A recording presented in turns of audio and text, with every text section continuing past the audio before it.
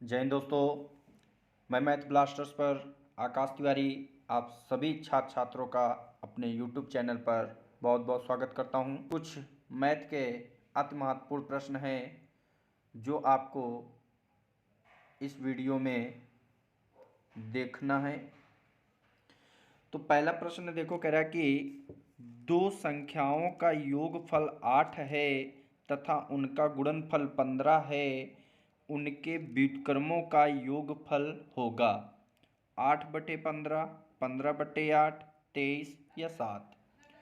तो कभी भी अगर ऐसा प्रश्न आ जाए तो याद रखना कि उनके व्युत्क्रमों का योग, क्या चीज़, व्युत्क्रमों का योग जो होता है वो हमेशा याद रखना कि दो संख्याओं का योग बटे दो संख्याओं का गुणनफल क्या होता है, दो संख्याओं का योग बटे दो संख्याओं का गुणनफल। देखो समझ लो कैसे। मैंने कहा दो संख्याओं का योग है तथा उनका गुणनफल 15 है। तो मैंने कहा दो संख्याएं हैं, मान लिया पहली संख्या a है, दूसरी संख्या b है। अब उसने कहा उनके व्युत्क्रमों का योग है, तो इसका मतलब a का व्युत्क्रम क्या होता है, 1/a हो जाएगा। b का व्युत्क्रम क्या होता है, 1/b हो जाएगा। इनके व्युत्क्रमों का योग तो ही तो पूछा है, तो इसका क्या हो जाएगा, a + b, a b upon ab। तो दो संख्याओं का योग बटे दो संख्याओं का गुणनफल। तो अब यहाँ पर हम देखेंगे दो संख्याओं का योग कितना दिए है, 8 दिए है, और उनका गुणनफल कितना दिए है, 15 दिए है। तो इसका मतलब कि अब 8/15 ऑप्शन ए आपका आंसर हो जाएगा। तो यहाँ पर इनके व्युत्क्रमों का योग 8/15 होगा। नोट कर लो इसे। अब देखो प्रश्न दूसरा क्या कर रहा है, किसी वर्ग के विकर्ण की लंबाई 15√2 सेंटीमीटर है, इसका क्षेत्रफल होगा। तो कभी भी याद रखना कि अगर वर्ग का विकर्ण देकर क्षेत्रफल पूछे तो उसका क्षेत्रफल, तो वर्ग का विकर्ण देकर वर्ग का क्षेत्रफल अगर पूछे तो याद रखना विकर्ण स्क्वायर बटे 2 होता है। तो यहाँ विकर्ण की लंबाई कितनी दी है, 15√2। तो यहाँ पर क्या हो जाएगा, 15√2 का होल स्क्वायर बटे 2 हो जाएगा। तो यहाँ पर क्या हो जाएगा, 15√2 इंटू 15√2 अपान 2। तो 15 हम 225, √2 इंटू √2 का गुणा करोगे तो 2 आ जाएगा, 2 से 2 कैंसिल हो जाएगा। तो अब यहाँ पर हमारा जो उत्तर आ जाएगा तो 225 वर्ग सेंटीमीटर, ये हमारा विकर्ण देकर अगर क्षेत्रफल पूछ दे तो आंसर हो जाएगा। तो क्या हो जाएगा, 225 वर्ग सेंटीमीटर। तो ये हमारा उत्तर हो जाएगा। नोट कर लो इसे भी। कहीं समझ में ना आए तो दोबारा रिपीट करके देख लेना। तो इसका ऑप्शन हमारा डी बिल्कुल सही हो जाएगा। ठीक। अब देखो तीसरा प्रश्न क्या कर रहा है, यदि x अनुपात y बराबर 2:5 हो तो 5x + 3y ब्रैकेट बंद अनुपात 5x - 3y का बराबर होगा। ठीक। तो अब यहाँ पर x बराबर मतलब 2 है, y बराबर 5 है। x का मान 2, y का मान 5। तो यहाँ पर क्या आपको ज्ञात करना है, 5x + 3y अनुपात 5x माइनस 3y, यही दिए है। तो इसका मतलब क्या हो जाएगा कि हम 5 इंटू एक्स की जगह 2 रख देंगे और y की जगह 5 रख देंगे, कोई दिक्कत। अब फिर यहाँ पर देखो 5x, तो अनुपात 5 इंटू 2 माइनस 3 इंटू क्या हो जाएगा 5 हो जाएगा, कोई समस्या। अब यहाँ 5 दूना 10 प्लस 5 तियाँ 15 हो जाएगा, अनुपात 5 दूना 10 माइनस 5 तियाँ 15 हो जाएगा। ठीक, तो 10 और 15 का योग करोगे तो कितना आएगा 25, अनुपात 10 में माइनस 15 जाएगा तो कितना बचेगा माइनस का 5। तो अनुपात का मतलब क्या होता है बटा, तो 25 बटे माइनस 5 लिख सकते हैं। तो इसका मतलब 5 कम 5 पच्चम 25, तो यहाँ आ जाएगा -5। तो उत्तर जो होगा वो हमारा -5 होगा। ऑप्शन डी बिल्कुल सही हो जाएगा। ठीक, तो इसे भी नोट कर लो आप लोग, ऐसा प्रश्न आपका पूछा जाता है। ये जितने भी प्रश्न हैं आपके पूछे हुए प्रश्न हैं एग्ज़ाम से रिलेटेड ही हैं, तो इनको ज़रूर प्रश्न करें आप सभी लोग। देखो चौथा प्रश्न क्या कह रहा है कि एक नल किसी पानी की टंकी को 40 मिनट में भर सकता है तथा एक अन्य नल पूरी भरी टंकी को 60 मिनट में खाली कर सकता है। यदि दोनों नल खुले हों तो खाली टंकी कितने घंटे में पूरी भर जाएगी। तो ये प्रश्न आपसे पूछा है। ठीक, तो अब यहाँ पर ऑप्शन दिए हैं 2 या 2.5 या 3 या 3.5। ठीक, सबसे पहले हम कैसे करेंगे, माना कि ये दो नल हैं ए और बी। ए जो है वो 40 मिनट में भर देती है और जो दूसरा नल है अगर उसको खोला जाता है तो उस पूरी टंकी को 60 मिनट में खाली कर देती है।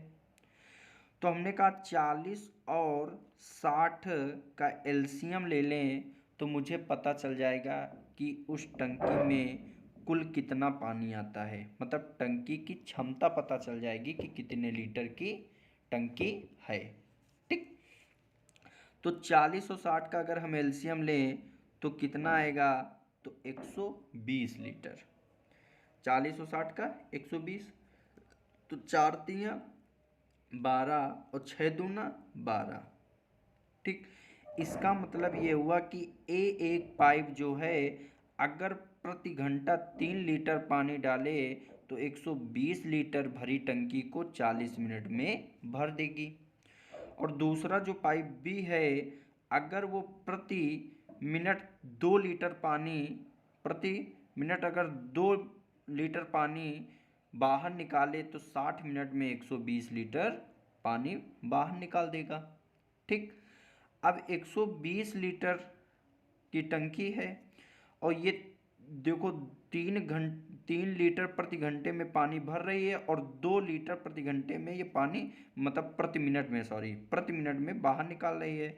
तो प्रति मिनट पानी जा कितना रहा है, तो आप कहोगे 1 लीटर पानी जा रहा है, क्योंकि 3 भर रहा है और 2 खाली हो रहा है, तो बच कितना रहा है 1 लीटर। तो इसका मतलब 1 लीटर बच रहा है, तो 120 लीटर की टंकी को भरने में कितने मिनट लगेंगे, 120 मिनट लगेंगे। आप जानते हो 1 घंटे में 60 मिनट होते हैं, तो 120 मिनट कितने घंटे में होंगे, तो आप कहोगे 2 घंटे में। तो इसका मतलब कि वो जो खाली टंकी है अगर 2 घंटे चले तो पूरी टंकी भर जाएगी। ऑप्शन हमारा ए बिल्कुल सही हो जाएगा। ठीक, आगे चलते हैं। अगला प्रश्न देखो क्या कह रहा है कि ए बी तथा सी मिलकर किसी कार्य को 30 मिनट में पूरा कर सकते हैं। ए तथा सी मिलकर उस कार्य को 50 मिनट में पूरा कर सकते हैं। सी अकेला उस कार्य को कितने समय में पूरा कर सकेगा, तो 60 मिनट 75 मिनट, 80 मिनट या 150 मिनट। तो जैसे अगर ये प्रश्न आया है तो हमने कहा ए और बी और सी मिलकर अगर किसी कार्य को करते हैं तो वो 30 मिनट में पूरा हो जाता है, और अगर सिर्फ ए और सी मिलकर काम करते हैं तो वो कार्य को होने में 50 मिनट लगते हैं। तो इसका मतलब कोई कार्य जो रहा होगा वो निश्चित रहा होगा। तो निश्चित कार्य निकालने के लिए हम क्या लेंगे, इसका एलसीएम लेंगे। तो 30 और 50 का अगर एलसीएम लें तो कितना आएगा, 150। ठीक, तो यहाँ 3 5 15 हो जाएगा, 5 3 15। मतलब अगर तीनों मिलकर काम करें तो 150 काम जो है, अगर तीनों मिलकर प्रतिदिन 5 काम करते हैं तो 150 काम हो जाता है। ठीक, मिनट है तो प्रति मिनट। अगर एसी मिलकर प्रति मिनट 3 काम करे तो 150 काम होने में 50 मिनट लगेंगे। ठीक, लेकिन हमसे कह रहा है कि सी अकेला उस कार्य को कितने समय में पूरा करेगा। तो यहाँ से अगर हम देखें कि तीनों मिलकर काम कितना कर रहे हैं, 5 काम कर रहे हैं, मतलब ए बी सी 1 मिनट में 5 काम कर रहे हैं, जिसमें ए और सी अगर मिलकर देखें तो काम कितना कर रहे हैं, 3 काम कर रहे हैं। तो अगर ए और सी को इसमें निकाल दें तो बी का कार्य मुझे पता चल जाएगा। तो बी जो है प्रति मिनट 2 काम करता होगा। बोलो, ए सी की जगह मैं 3 रख दूं तो 3 उधर जाएगा तो माइनस हो जाएगा, तो बी कितना काम करेगा, 2 काम करेगा। यहाँ तक बात कुछ क्लियर हुई। इसका मतलब कि अगर हम देखें कि ए और सी अगर 3 काम करते हैं जिसमें बी जो है वो 2 काम कर रहा है। ठीक, तो यही है ना। तो अब यहाँ पर अगर हमसे पूछ रहा है कि सी अकेला उस कार्य को करे तो कितने समय में। हाँ देखो, यहाँ पर यहाँ ए तथा सी की जगह यहाँ ए तथा क्या लिखो, बी लिखो, ए तथा बी। तो ए तथा बी लिखोगे तभी तो सी का मान निकलेगा। तो यहाँ ए तथा बी, तो यहाँ सी का जो निकलेगा वो कितना निकलेगा, 2। तो इसका मतलब कि सी प्रति मिनट 2 काम करता है, तो टोटल काम 150 है और प्रति मिनट 2 काम कर रहा है, तो 150 काम करने में उसको कितना समय लगेगा, 75 मिनट लगेगा। क्या लगेगा, 75 मिनट लगेगा। तो इस क्वेश्चन में यहाँ पर सी की जगह बी होना चाहिए, तभी तो सी का मान निकाल सकते हो। तो हमारा ऑप्शन बी बिल्कुल सही हो जाएगा, 75 मिनट। अब देखो छठा प्रश्न क्या करा कि 5 संख्याओं का औसत 7 है, 3 नई संख्याएं सम्मिलित करने पर 8 संख्याओं का औसत 8.5 हो जाता है। 3 नई संख्याओं का औसत होगा 9, 10.5, 11 या 11.5। अब देखो 5 संख्याओं का औसत जो दिए है वो 7 दिए है, इसमें 3 और जोड़ दोगे तो 8 संख्याएं हो जाएंगी, जिसका औसत जो दिए है वो 8.5।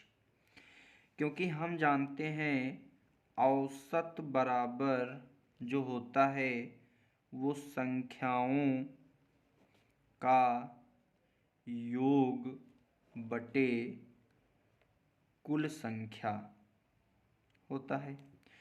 अगर यहाँ पर संख्याओं का योग देखें, संख्याओं का योग अगर देखें तो औसत गुणे कुल संख्या होता है। ठीक, हमको संख्या दिए है, ये आपकी संख्या है 5 और औसत दिए है 7।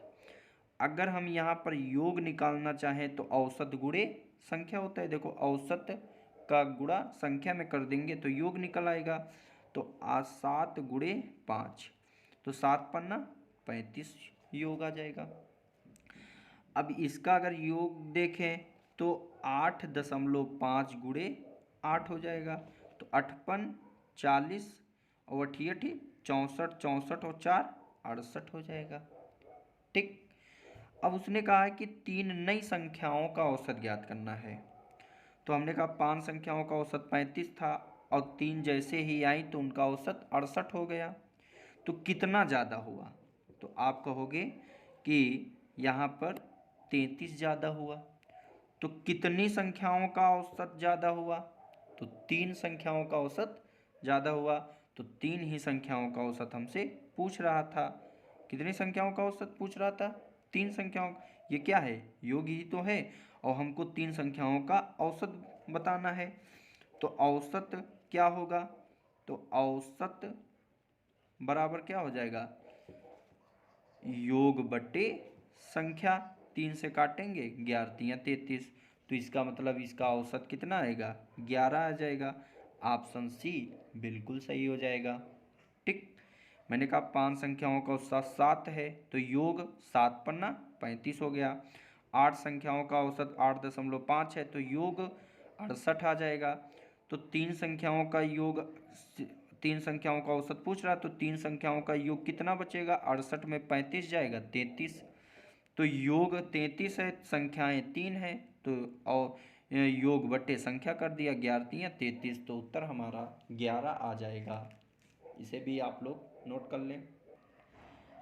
अब देखो अगला प्रश्न करा कि किसी परीक्षा में पास होने के लिए 40% अंक चाहिए। एक विद्यार्थी 40 अंक प्राप्त किए और 40 अंकों से फेल हो गया।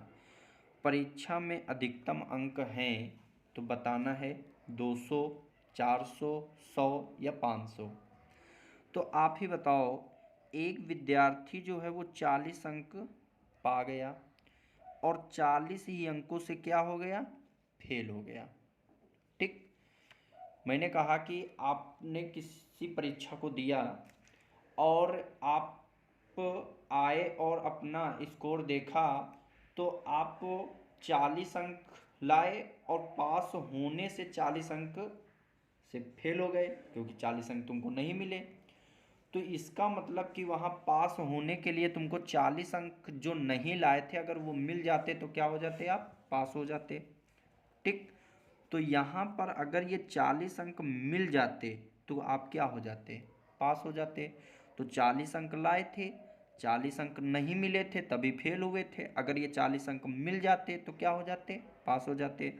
तो अगर यहाँ पर तुम पास हो जाते तो इसका मतलब कितने परसेंट तुम ले आए हो तो पास हो गए हो? 40%, क्योंकि पास होने के लिए 40% चाहिए। तो 40% बराबर 40, 40, 80। तो 1% अगर निकालोगे तो 40 दूना 80। तो 100% कितना हो जाएगा? 200 के हो जाएगा। इसका मतलब कि उत्तर जो हो जाएगा वो 200, अधिकतम अंक 200 बिल्कुल सही। ऑप्शन ए हो जाएगा। टिक। प्रश्न कह रहा कि किसी वृत्त की त्रिज्या में 20% की वृद्धि कर दी जाए तो उस वृत्त के क्षेत्रफल में कितने प्रतिशत की वृद्धि होगी? 22%, 40%, 44% या 54%। कभी भी वृत्त के क्षेत्रफल में प्रश्न आ जाए, वर्ग के क्षेत्रफल में प्रश्न आ जाए, ऐसा अगर प्रश्न वृद्धि वाला अगर आ जाए तो हमेशा याद रखना कि x plus y plus minus x y बट्टे 100 हो ये फार्मूला लगा देना, आपका उत्तर आ जाएगा। तो आप जानते हो वृत्त का जो क्षेत्रफल होता है, वृत्त का जो क्षेत्रफल होता है वो पाई आर स्क्वायर होता है। तो यहाँ त्रिज्या आर दिए है तो आर स्क्वायर है, तो इसका मतलब कि जो परिवर्तन होगा परसेंट में वो कितनी बार होगा? 2 बार होगा। तो 20% है तो 20% का 2 बार पर होगा परिवर्तन। तो 20 प्लस 20 और यहाँ 20 इंटू 20 बटे 100। 20 40, 0 0 0 0 कैंसिल हो जाएगा, 2 दूनी 4। तो 40 4 44। इसका मतलब कि वृत्त के क्षेत्रफल में 44% की वृद्धि होगी। ठीक। आप ऐसे भी कर सकते थे, 20% की वृद्धि मतलब 120 बट्टे 100। क्षेत्रफल स्क्वायर होता है तो 2 बार वृद्धि हो जाएगी। Zero zero zero zero cancel, 12 बारह हम 144 बट्टे 100, 100 से 144 हुआ तो कितने परसेंट की वृद्धि? 44%। तो उत्तर हमारा हो जाएगा सी ऑप्शन बिल्कुल सही हो जाएगा, 44%। अब देखो प्रश्न कह रहा है कि x प्लस 1/x बराबर 5 हो तो एक्स स्क्वायर प्लस 1/x² का मान होगा। तो आपसे एक्स स्क्वायर प्लस 1/x² का मान पूछ रहा है। तो ऐसा अगर कभी भी प्रश्न आ जाए तो यहाँ पर देखो x सिर्फ है तो x की पावर 1 होगा, प्लस 1/x, x सिर्फ है तो 1 पावर 1 होगा, यहाँ 2 तो यहाँ 5 की पावर 2 कर दो। ठीक, प्लस है तो प्लस का उल्टा माइनस होता है, तो स्क्वायर में कितना माइनस करोगे? 2 कर देना। तो यहाँ क्या हो जाएगा? 5 25, 25 में 2 माइनस कर दोगे तो उत्तर कितना आ जाएगा आपका? 23। ये आपका उत्तर हो जाएगा। ठीक, तो स्क्वायर में अगर प्लस है तो माइनस करना है, अगर माइनस होता यहाँ पर तो प्लस कर देते। ठीक, जैसे अगर यहीं पर होता x माइनस 1/x बराबर यहाँ पर 10 हो तो एक्स स्क्वायर प्लस 1/x² का मान होगा। तो यहाँ एक्स स्क्वायर प्लस 1/x² का मान पूछा है, तो अब 10 स्क्वायर हो जाएगा, माइनस है तो प्लस कितना कर देंगे? 2। तो यहाँ पर 10 हम 100 प्लस 2, तो उत्तर जो आएगा वो 102 आएगा। तो ये हमारा उत्तर हो जाएगा 102। तो ये आपके 10 प्रश्न आपके थे, 10 पैटर्न समझो। तो अब इसी तरह अगर आपको वीडियो पसंद आए तो ज़रूर कमेंट बॉक्स में लिखना, और आगे हम इसी तरह प्रैक्टिस कराने के लिए वीडियो आप तक पहुंचाता रहूँगा। तो जब तक के लिए जय हिंद। आप लोग मेहनत करिए और सफलता आपको निश्चित ही मिलेगी।